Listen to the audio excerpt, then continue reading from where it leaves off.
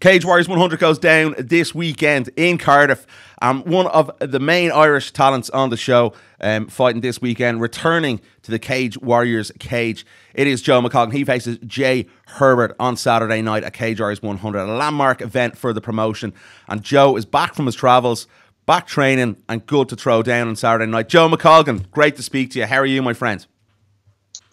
I'm great. I'm a day away from weighing, so I'm actually feeling a bit shit, to be honest with you. Yeah. Low on energy, but it's business as usual. Not too much weight to cut this time. About a kilo ahead of schedule from the previous fight, so feeling good. Oh, even though I have to cut 5 kilo, but sure, anyway. Joe, I'll get back to you about the weight in a second. I just want to talk to you and ask you, how was the time away? Obviously, you spent a year away with your girlfriend. What does that do for you sort of mentally on a level? Does it rejuvenate you coming back in? It's obviously good to get away from things for a while.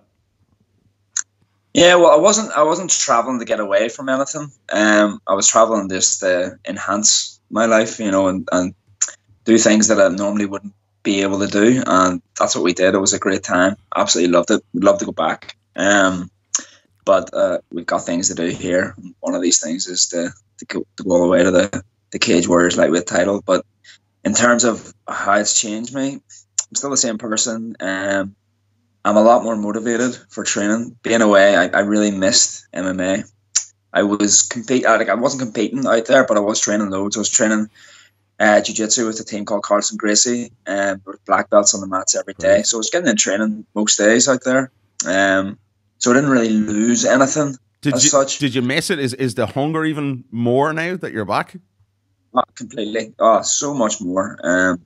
I'm really, really determined and motivated for this gold belt. Like before I left after the Sean Carter fight, I was a wee bit drained. There was 4 fights in 1 year. That's loads for me. Yeah. Normally it's like 1 fight a year. And then at that point I was like, right, I'm ready to go. I'm ready to have a wee break here. And you know, I didn't take any shots when I was out there. I didn't get injured at all. You know, my body's fresh now. I'm carrying no injuries whatsoever. My mind's fresh, and I'm feeling sharp all over. Do you think it puts you back in the pecking order the year away? Well, I have to win first. You know. Yeah. You know, I'm not in any order right now. You know, I don't even think I class to be in any rankings after being out for 15 months. So once I get in, once I beat Jay, then yeah, I'm back up there. And if I do it impressively, I'm right at the top, in my opinion. But I'm not even focused on that at the moment. I'm just focused solely on Jay because he's a top quality opponent and he deserves my full attention. Definitely. You've been sparring obviously with Reese, who's also on the show this week, quite a lot, and Reese has been in there with Jai. That's obviously been very beneficial to, you know, pick Reese's mind. And I know mainly I think it's been sparring. You haven't really been, you know, training together. It's been more in terms of sparring. How beneficial has that been, do you feel? Yeah, it's really good to get sparring with Reese. And like we don't train together, but yeah, like every weekend he'd come up and we'd spar. It's hard fucking sparring. Do you know what I mean? After the round, we're like, fucking hell, we should be getting paid for this. Reese was telling me yesterday, when I spoke to him, that the whole gym stopped and looked at you two guys sparring because it was so intense and it was like a fight. I remember that day. It was a Thursday, and it was so hard. I was due to spar with Stevie Ray on the Saturday, and Danny Henry over in higher level because I was over in Glasgow cornering one of my teammates. I couldn't spar. I was that like wrecked from the previous spar on Thursday with Reese. Reese had me up against the cage clinching with me, and I remember looking out, and there were people doing the circuit classes or walking into the spin class, and they all had their video phones out. I've never seen these people in my life before, and they're all videoing. Everyone was watching. It was good. It was good. Again, as I was saying to you before the audio started, you could put 3 judges in there, and you'd be hard pushed to pick a winner any round. It was we both landed good shots, we both had good shots, we both had takedowns. It was just a really competitive spar. And I think, you know, that gave me that feel of the fight. Yeah. And not only with Reese, but with other boys in my gym. Like, I haven't been away. The level in our gym is just gone through the roof. There's young amateurs, big 6'2" amateurs, who've been boxing all their life, who've moved over into MMA and they're up at our gym, and they are just insane. Like, so good. We've got some good Muay Thai fighters coming up, branching over into MMA as well, and they're up training. So I've had a selection of talented strikers. Yeah. To spar with. That's interesting you said it. Like they talk about, having to go overseas to get that real elite level training partner. Do you think maybe because of the issues with, Bellator and, BAMA and, it's been very hard for any sort of promotion to get shows going here, professional shows, because obviously the incident what happened, Safe MMA, the government, everything that's going on, and especially obviously down south here. Do you think that's obviously been a major sort of thing where guys maybe have had a lot more time to train and the level has possibly gone up a little bit instead of you guys having to go overseas? Do you feel as though that's sort of in the past that we can stay on this island and still train and have elite level training partners? Iron sharpens iron to a certain extent. Yeah, no, because I would never have trained, like, my training partners are, well, I don't know how to explain this, but I think it's more specific to the events that have happened in our club. When I was away, things changed. There's a whole new structure. Okay. There's a whole new motivation in our club. Again, we've got this injection of fresh blood. It really is in the north, in my opinion. Even in Ireland, it's the place to be. SBG, yes, they're great. They have loads of affiliate gyms and whatnot.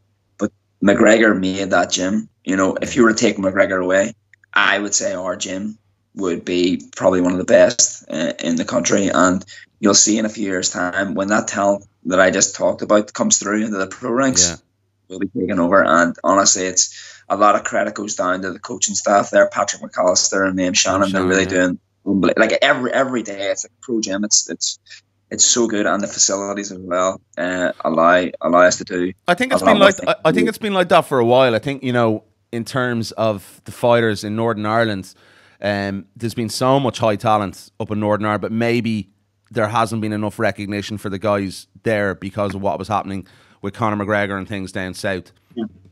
Yeah, that is true. But I mean, like, you know what?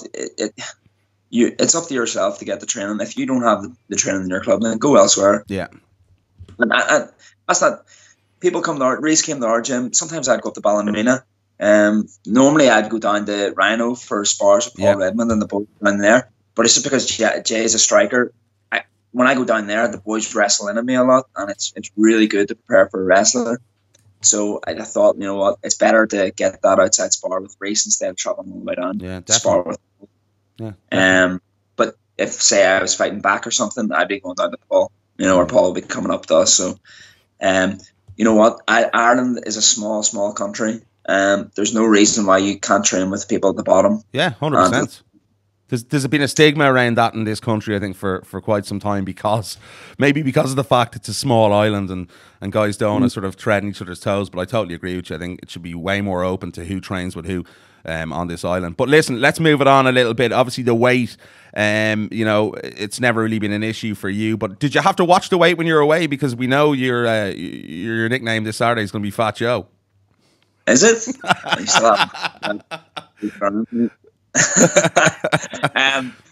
The weight wasn't listen, I just ate normal out in New Zealand. I had a lot more vegetarian meals while I was out there, but my weight just kind of stayed about the same. I lost a bit of muscle mass, I have to say.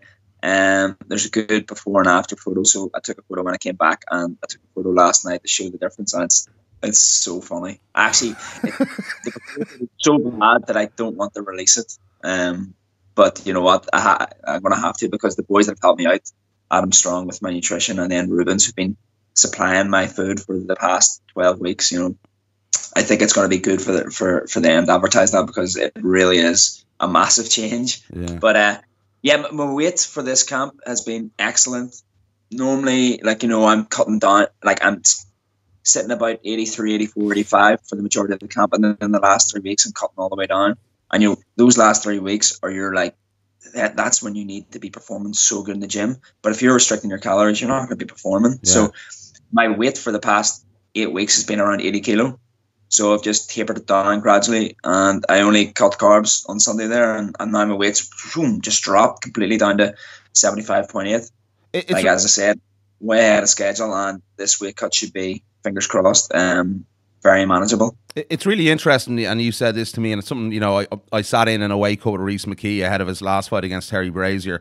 We did a video piece around it, and, you know, Rhys saying it was, you know, about mixing and matching. You do very much the same sort of thing. You record your weights. It's a whole process. It's a science for you. Do you feel as though now, possibly, that you're at the point where it's down to an absolute T, and you know exactly what you're doing? Because you're saying there that it seems to be very, very...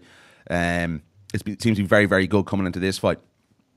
Yeah, like I actually just texted my strength and conditioning coach there this morning. I was like, "That's the blueprint, locked down now. This is what we need to be doing, fight after fight." The only thing, that's changed is my rehydration. We've tweaked it slightly. So I used to do a different rehydration strategy, but now with this new strength and conditioning coach, I feel like he's introduced some new things, and he's explained the science behind it. And I'm really, after he's explained things, I feel really confident that my rehydration, which has always been a bit iffy for me, is going to be absolutely perfect, and it's going to allow me to walk into that cage 100%. How do you feel? Like, obviously you're a guy, you know, you work as well on a daily basis. How tough is it, Joe, coming into fight week? I think you just finished up work there yesterday. Yeah, I finished up work yesterday. We're quite busy in work at the moment. We're doing tests and stuff, so yeah, it's a good distraction. It's not a stress. I don't let it stress me out at all. I manage my own work stack, so I keep myself organized, and I don't leave myself too much to do before I leave. So it's just kind of sailing off into the sunset last night, logging off, and you know, now at that point, now I can start to focus 100% on the fight. I'm always focused on the fight, but sometimes I think you can be too focused on the fight, and that's all you think of it. And geez, that would just drain your energy. If I didn't have a job, I'd be sitting, you know, thinking about the fight 8 weeks out, 24 hours a day.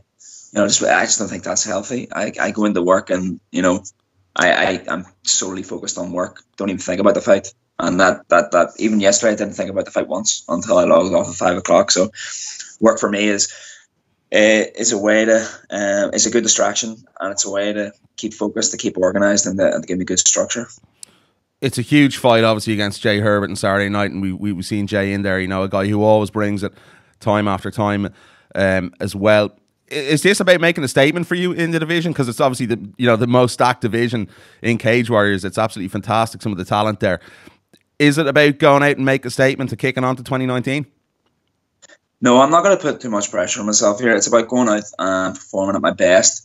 And I know if I perform at my best, I'll be making a statement. So that's it. All I can do is go out, perform at my best, and I believe I'll just be able to outperform him in every single area of the game, whether that's wrestling, grappling, or stand-up. And we all know it's going to be, it all starts in the feet, and I don't intend to take it down. So, you know, I'm not really, I don't think I've ever been in a boring fight. They're always really exciting. I know Jay brings a good stand-up game as well. Plenty of pace, which, you know, I'm happy to match. And I think that the combination of skill sets here is going to make for a really exciting fight. But I just don't see any other outcome other than me winning. I think we've seen constant improvements in your game. In the Carter fight, most notably, some of those kicks were absolutely insanely hard that you were landing on Carter, and obviously your stand-up was excellent, as it always is. How important, has there been a major emphasis on a certain area going into this fight? No, I'll tell you, the game plan's just come out and let the hands go. There's been nothing different other than we brought in a lot more strikers, a lot more high-level strikers for this training camp. That's it. And I've sparred a bit more just to get rid of a bit of any rust that may have been there from taking a year-long layoff. But no, it's like no change. I'll go in, I'll punch him, I'll kick him, I'll tape him, I'll knee him, I'll take him down if I need to. I can do everything, and I plan to show that. You know, people say about I can't fight on the back foot or whatever because of the Sean Carter performance. I absolutely lit Sean Carter up on the back foot. I was dropping him. Yeah, I agree. Back. You know what I mean? Like, what's that highlight? Like, when you look at the whole fight, you're like, oh, maybe Sean got... That highlight showed the Cage Warriors put up. It showed every significant strike from both fighters. And I mean, he landed about 4 significant strikes, and I landed probably about 160. Like, I was...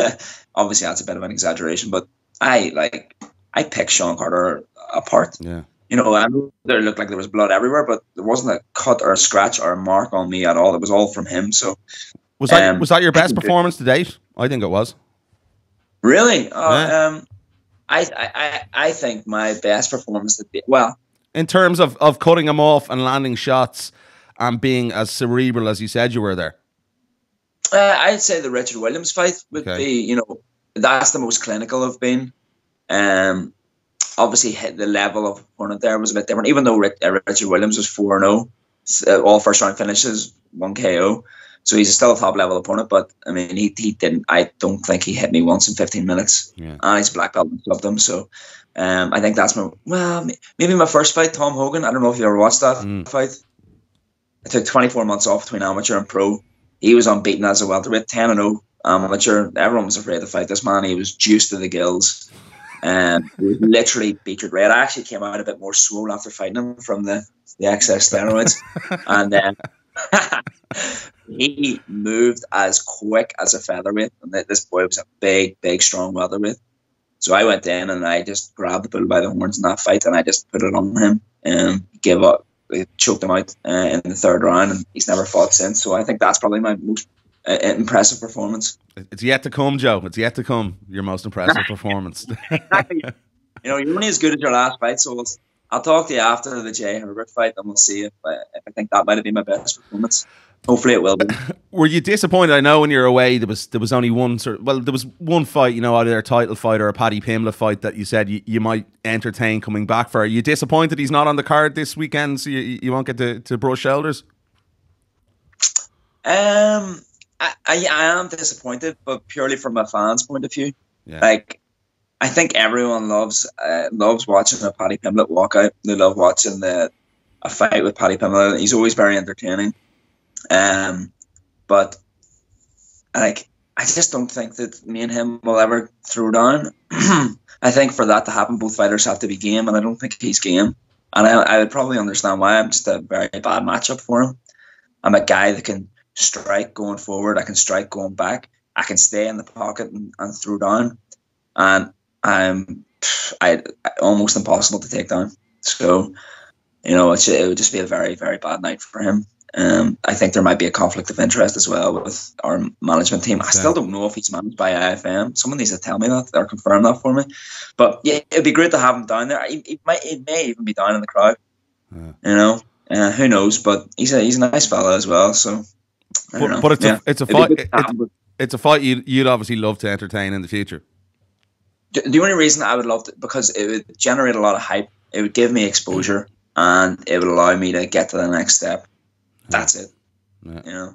So the end goal in 2019 is fighting for that title. We did a little natter before we came on here, and you said to me, and I thought it was very interesting. And it sort of says to me what kind of guy you are. That it's all about the championships for you and being recognised as the best in Cage Warriors, ahead of maybe even going to that big show. Absolutely. Like, if someone was to give me a ticket here, there's your UFC. Or you can go fight someone back for the title, or whoever it is, Jack Grant or whoever. You better believe that I'd be taking that ticket to go fight either one of those boys for the Cage Warriors title. Because I know the UFC comes after that, but I just wouldn't want to go to the UFC without getting that gold belt. And it would mean so much to me. I remember I spoke to a sports psychologist about 6 years ago, and he told me, right, Joe, write out all your goals and your dreams. And I was like, right, okay, well, I'd love to get my blue belt in jiu-jitsu. I'd love to be maybe recognised as the best lightweight amateur in the country. And he's like, come on, give me some more than that. You're talking about your dreams. I was like, well, turning pro, maybe getting a contract on Cage Warriors, maybe. I don't know, like having a few fights in Cage Warriors. Like, come on, more than that. And at this point, I was like, this, whatever comes after this, it's just, I was laughing because I didn't think it would ever be possible. I was like, I'm gonna fight for the Cage Warriors belt. Or he's like, come on, Joe. And I was like, get into the UFC, because I just never expected that my career would like follow the path that it has. So from that, kind of just shows you that was beyond my imagination of what was possible. To even be talking about a Cage Warriors belt, to be even fighting under the Cage Warriors promotion. So the fact that it's almost like not almost there, but you know, it's in the near future. It's just it's a dream come true. And do you think maybe the fact you started your pro career a little bit later, you're a little bit older, a little bit more mature, that maybe there's more of an appreciation from you than maybe there will be a younger fighter? Possibly, yeah. I'm a wee bit more realistic than a younger fighter. But does that make you a little bit more dangerous if you're a little bit more calculated and things are panning out the way you want them to? Well, dangerous. I would say I'm more dangerous at this point because I understand the dangers of the fight and I understand what's on the line for me. So I train my ass off to prevent any of those things from happening. I'm training my ass off to win so that I can achieve the things that I think are achievable in the near distant future. As we're starting late, it just means that I'm now fighting in my prime. I feel like I'm just coming into my prime right now, and I don't have 20 years of punishment behind me. You know what I mean? I've only been doing this for about 8 years, so I don't really take big shots in the gym. I don't, my body's not wrecked. Look at Jose Aldo. He's out of his prime, even though because he's been fighting for so long, but his physical prime is yet to come, but it's wasted now.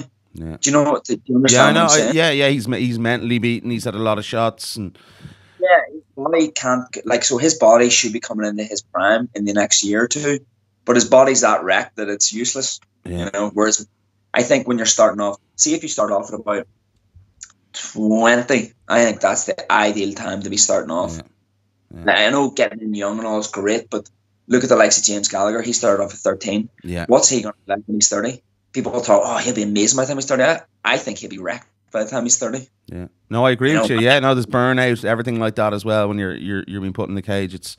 It's often detrimental, and I think we see it, as you mentioned, Jose Aldo there. Jose's only, 31, 32 your age? So definitely going in different directions. All right, Joe, just one final one before you... Listen, what's the walkout? What's the nickname? Tell us, fill us in. The nickname is Joe McColgan. And the walk is to be confirmed. I still don't know. This is a disgrace. Joe's all talk.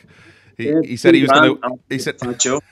Get the boys to pay, like the fire the money in and pay up. I'll do it, mate. It's no problem. All right. Check in the post. Joe, listen, it's always a pleasure. I do appreciate the time. Best of luck on Saturday night. Very much looking forward to seeing you throw down against Jai Herbert on Saturday night at Cage Warriors 100. Appreciate it, my friend. Thanks, Niall. Take it easy.